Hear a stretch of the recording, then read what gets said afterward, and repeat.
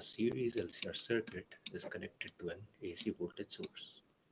When L is removed from the circuit, the phase difference between the current and voltage is pi by 3, and if instead C is removed from the circuit, the phase difference is again pi by 3 between the current and voltage.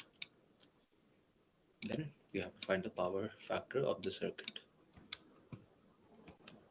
When the inductor alone is removed, we're given del phi is equal to pi by 3, tan del phi is equal to xc by r, which is tan pi by 3, which is root 3. We shift r, we get xc is equal to r root 3. Similarly, when the capacitor alone is removed, tan del phi is equal to xl by r, tan pi by 3 is equal to xl by r, then again xl is equal to r root 3, which is equal to xc.